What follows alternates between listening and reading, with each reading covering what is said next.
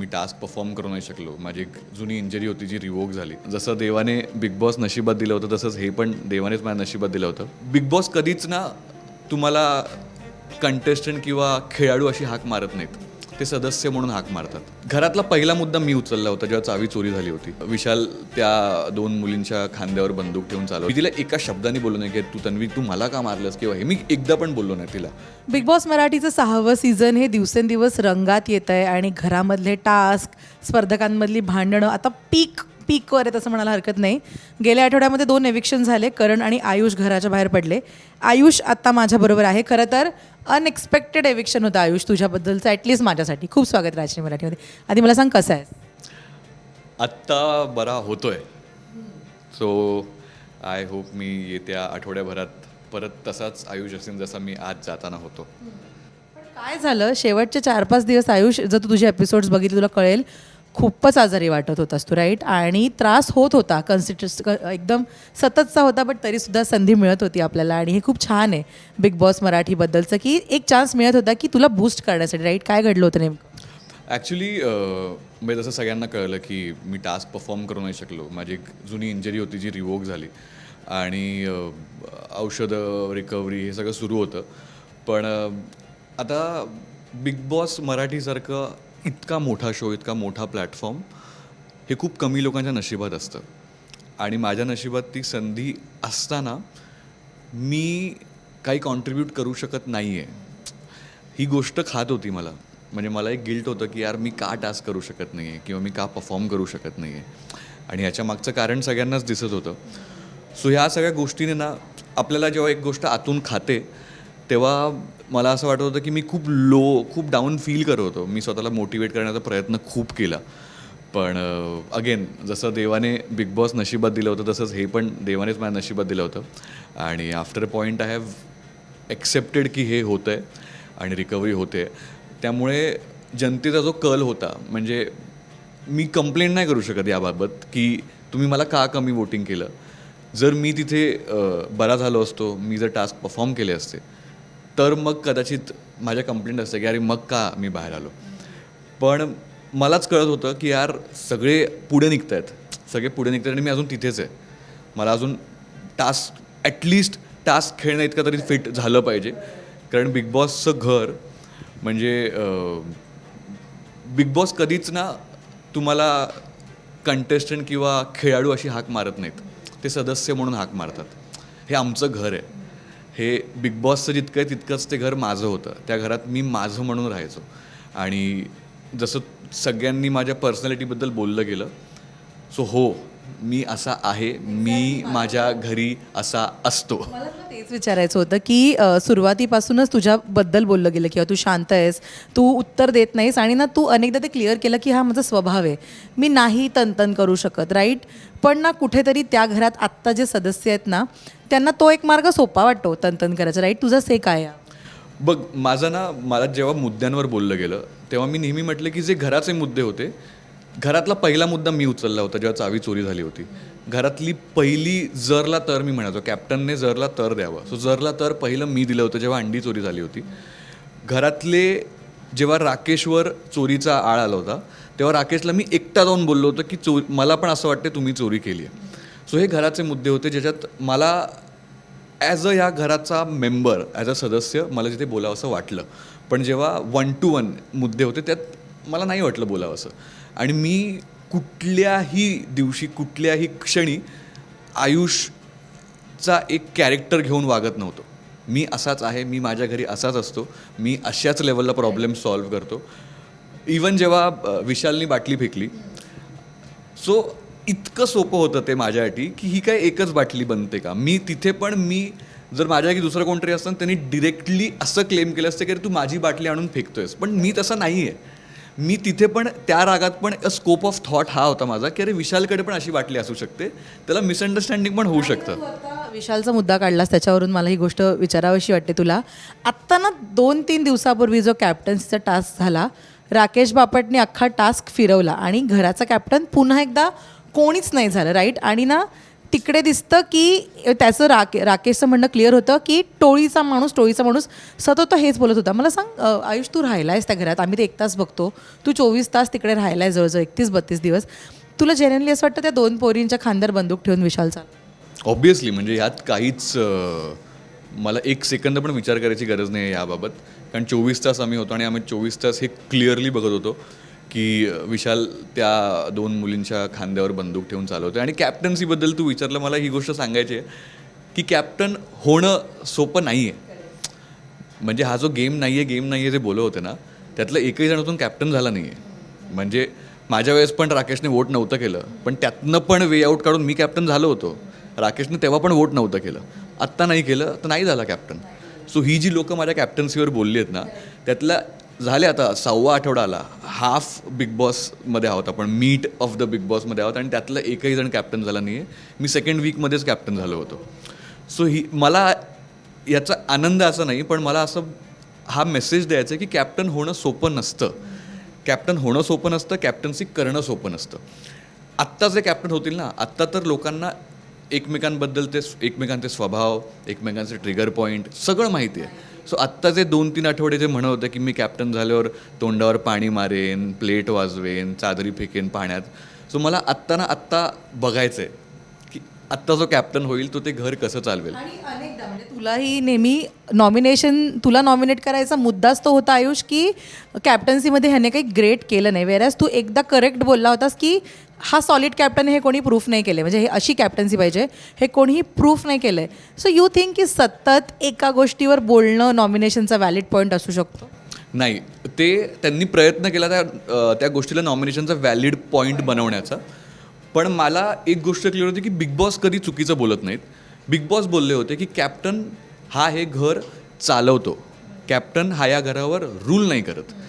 आणि जेव्हा कॅप्टन्सीचा एक ब्लू प्रिंट प्रेझेंट करायची संधी मिळाली होती मला, तेव्हा मी म्हटलं होतं की मी या घराचा 17वा सदस्य असीन, पहिला नाही. मी माझ्यावर हे घर, त्याच्यानंतर तुम्हाला 16 लोकांना ठेवीन, त्याच्यानंतर 17वा मी असीन, शेवटचा मी जेवीन. कुठलंही ड्युटी किंवा कुठलंही काम जिथे कमी पडेल तिथे मी उभा राहीन जाऊन. आणि हे सगळं मी माझ्या कॅप्टन्सीमध्ये केलं.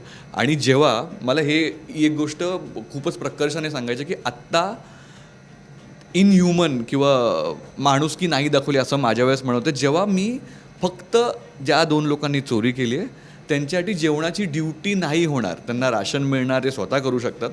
एक पनिशमेंट की यार या घरात चोरी नाही झाली पाहिजे. चोरी का चोरी करायची आहे? मला नाही आवडत चोरी करणं, आणि मला ती गोष्ट खूपच चीप किंवा मला नाही आवडत असं राहणं. म्हणजे अंडी चोरी करणं करत असतील यार, हिंदीमध्ये करत असतील, बघून आलेत ते लोक करत असतील, मला नाही आवडत. हे माझं मत आहे.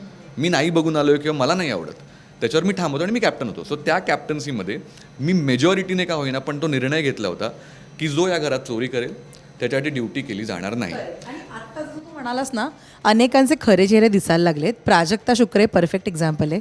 पहिल्या आठवड्यामध्ये आपण तिला गुडी गुडी स्माइली फेस बघितलं, किंवा प्लीज कामं करशील का, किंवा नॉमिनेट केल्यावर मला वाईट वाटतं, हे सगळं आपण बघितलं.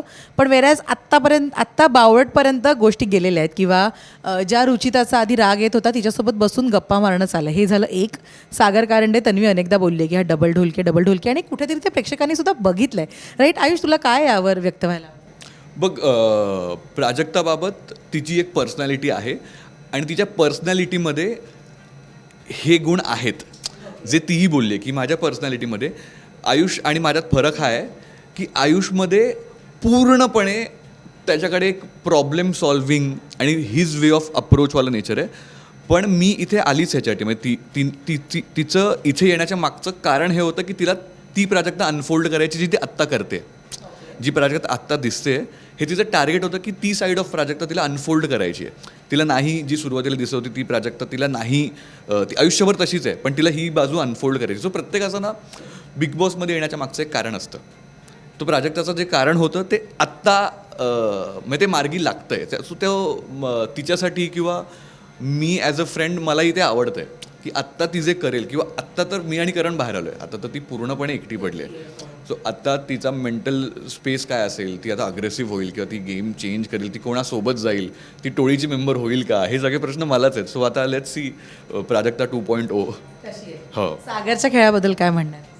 मला सुरुवातीपासूनच म्हणजे पहिल्याच आठवड्यात जेव्हा मी उपोषणाचं डिसिजन घेतलं तेव्हा पहिला माणूस सागरदादा होता ज्याने त्याला सपोर्ट केलं होतं आणि त्याचा नेहमीच सपोर्ट राहिला आहे. म्हणजे तो he has always been a elder माणूस जो त्याच्या अनुभवातनं त्यांनी मला करणला, प्राजक्ताला, सचिनजींना, इवन प्रभूला त्यांनी त्यांच्या अनुभवातनं हा गेम आमच्यासाठी कसा अजून बेटर होऊ शकतो याबाबत आमचं डिस्कशन झालं आहे.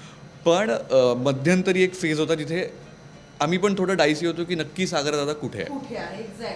सो हे जितकं तुम्हाला माहीत नाही कळत होतं का नाही, पण आम्हाला कळत होतं ना ते. शुक्रवार का शुक्रवारच्या एपिसोडमध्ये तो म्हणाला सुद्धा की अरे मी तुमचाच आहे. हां, सो बघ त्याचा तो गेम प्लॅन होता किंवा त्याचा स्वभावच आहे की तो सगळ्यांशीच असा असतो आणि मग इथे बोलतो. कारण बघ मला बोललं गेलं की मी सगळ्यांच्या गुडबुक्समध्ये, पण आजपर्यंत माझा हा पाय कधीच वाड्यात गेला नाही. मी कधीच वाड्यात बसलो नाही, मी कधीच टोळीशी बोललो नाही आणि तरी मला बऱ्याचदा बोललं गेलं की मी गुडबुक्समध्ये, कारण ते लोक माझ्याशी येऊन चांगलं बोलायचे. पण मी आमची बाल्कनी कधी सोडली नाही आणि आणि मी कधी बाल्कनीत काय एवढं गहन बोलायचं ना आयुष, मला खरंच प्रश्न आहे. पण मला सांग, तन्वी कोलते तिला आत्ताच की स्ट्रॉंगेस्ट प्लेअर म्हणून एक उपमा दिली रितेश सरांनी. आणि ना ती मुलगी नो डाऊट आवाज करते पण ती खेळते चांगलं, जेन्युअनली ती स्ट्रॉंग वाटते. तुला काय प्रॉब्लेम आहे तिच्याशी? बिचारी एवढी रडली तुझ्यासाठी, तिने पंचिंग बॅगवर तुझा she is expecting at least a friendship, right? या सो काय इश्यू आहे? नाही बघ प्रॉब्लेम काय नाही आहे आणि नो डाऊट ती जिंकू शकते. म्हणजे आत्ता मी बाहेर येऊन जे काही 1-2 दिवसात जे काही पाहिलं आहे आणि तिचं जे काही पोटेन्शियल आहे जे मी आज पाहिलं आहे, सो ते पॉईंट्स असे कनेक्ट करून she is a very strong player, she is a very strong human being.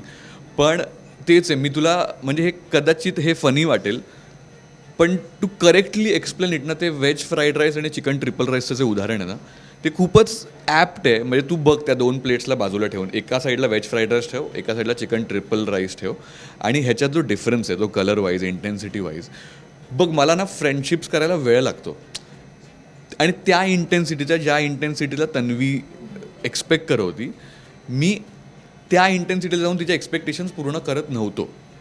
तिला हवं होतं की यार मी रडेन तेव्हा तू असला पाहिजेस, किंवा तिला जो मित्र ती शोधत होती ज्या इंटेन्सिटीचा, बघ मी तिच्यासाठी नॉर्मल फ्रेंड राहू शकलो असतो. जसं माझं नातं करणसोबत होतं, प्राजक्तासोबत होतं, सचिनजींसोबत होतं, सागरदासोबत होतं.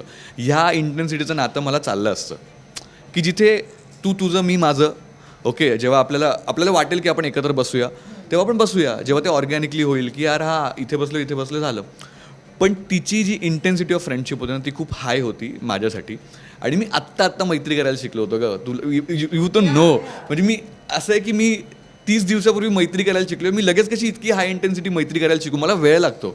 माझे जे 2 मित्र आहेत शाळेतले ते त्यांनाच एवढी वर्ष झालेत आणि ते आत्ता आहेत माझ्या आयुष्यात. सो आत्ता जी नवीन लोकांना कनेक्ट करतो आहे मी, सो माझ्यासाठी ना हा खूप प्रेशर आहे नवीन लोकांना माझ्या आयुष्यात आणणं. आणि ज्या लेवलला तन्वी एक्सपेक्ट करत होती, मला दिसत होतं की यार मी नाही आहे एक्सपेक्टेशन्स फुलफिल करू शकत, मला वेळ लागेल. आणि मला इतका त्रास होतो हर्ट झाल्यावर. मला तिची इंटेन्सिटी कळली नाही त्यासाठी एक वेगळं सॉरी बोललो, आणि माझ्यामुळे ती हर्ट झाली त्याच्यासाठी मी एक वेगळं सॉरी बोललो. म्हणजे जेव्हा तिने पंचिंग बॅगचं झालं, तिने मला मारलं, मी तिला एका शब्दाने बोललो नाही की तू मला का मारलंस किंवा हे, मी एकदा पण बोललो नाही तिला. मी तिला हेच समजवायला गेलो की यार मी खरंच आय एम फिलिंग की मी चूक केली, मला तुझी ही इंटेन्सिटी कळली नाही.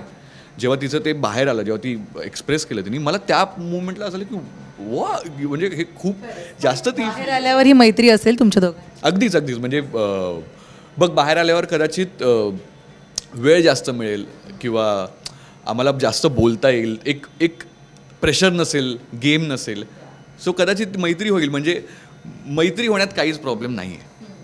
ओके आयुष, शेवटचा प्रश्न जाता मला सांग, आत्ता जे सदस्य घरामध्ये आहेत त्यांच्यापैकी डबल फेस व्यक्ती तुला कोण वाटतो? एकच नाव. मला आत्ता फॉर सम रिझन गेल्या 1 आठवड्याच्या एक्सपिरियन्समधनं राकेश बापट.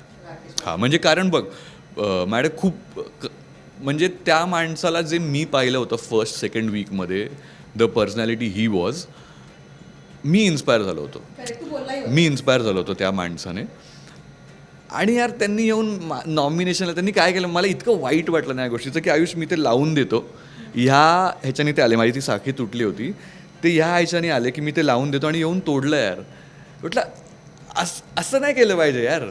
इवन गाजर वर फेकलं, म्हटलं असं नाही गेम खेळला जात गं. बिग बॉसने टास्क बनवलेत, ते टास्क कंप्लीट करूया, म्हणजे ऑडियन्सला पण ते सॅटिस्फॅक्शन मिळू दे की यार हे असा टास्क खेळले आणि असं कंप्लीट केलं. बघ संचालक निर्णय देतील ना, तो देऊ देताना, तो अंतिम आहे, तो देऊ देताना, पण ॲटलिस्ट आपण कंप्लीट तर करूया. जेव्हा ते पझल होतं ते पण नाही झालं कंप्लीट, पण संचालकाच्या निर्णयामुळे कंप्लीट नाही आलं. आम्ही पझल सॉल्व्ह केला होता, आम्ही घंटी बनवली होती, सो ॲटलिस्ट आपण कंप्लीट करूया. आणि याच्यावर त्यांचंच मत होतं की यार रुचिता सगळे गेम खराब करते, एकतरी टास्क कंप्लीट करा, हे त्यांचं म्हणणं होतं. आणि गेल्या 2 आठवड्यात त्यांचं हे म्हणणं आहे. सो इतकी वुपकन पर्सनॅलिटी स्विच होत नाही. त्यामुळे आता सगळ्यात वाईट गेम कोणाचा आहे अकॉर्डिंग टू यू, तू जे बघितलंयस त्यावर? वाईट गेम कोणाचा आहे? ऋतिकसारखा आवाज आला माझं.